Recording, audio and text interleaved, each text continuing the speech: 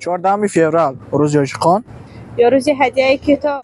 مسئله 14 فеврал را جامعه جهانی چون روز بین المللی هدیه کتاب تجلیل میکنند. تجلیل این جشن از سال 2012 این جانب آغاز یافته است. کتابشناسان بر آن اندیشه‌اند که روز هدیه کتاب نه تنها با ماهیت جهانیش جشن بین المللی گشت، بلکه خود اید پیشنهاد شده و اختراع کرده جامعه جهانی به حساب می رود.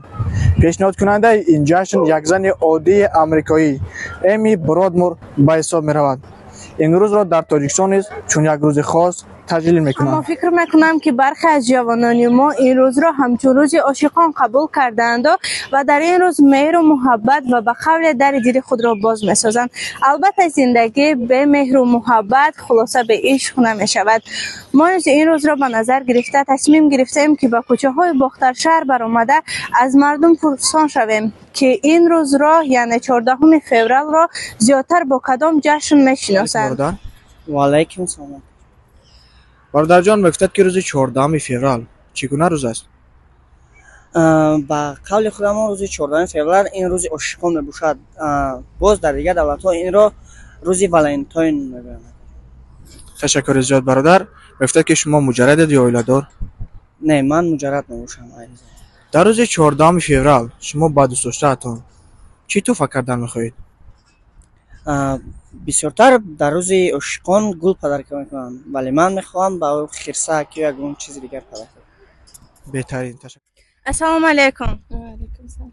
ما گفتید که 14 فوریه چگونه روز است؟ روز عاشقان.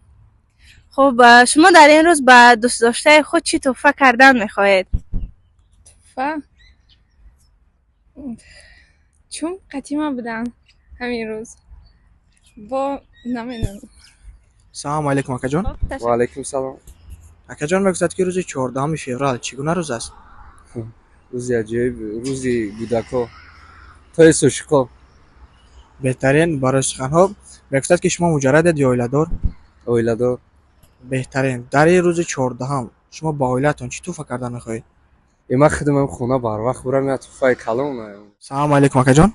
سلام علیکم. اکا جان میگفتد که روز 14 فوریه چگونه روز است؟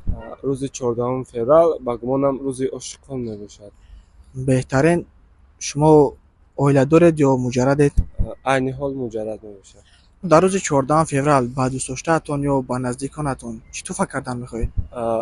بیشتر دوست داشتم که یک بوکت گل دستگل صدبرگ سرخ توفه کنم. تشکر زیاد. السلام علیکم. و علیکم سلام.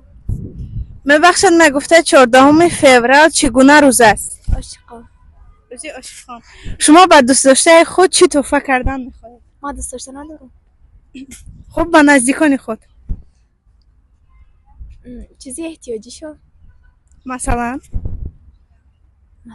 چیزی که دوستش بدارن، چیزی که بخواهندش.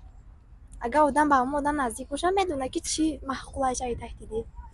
خب تشکر. السلام علیکم. سلام علیکم.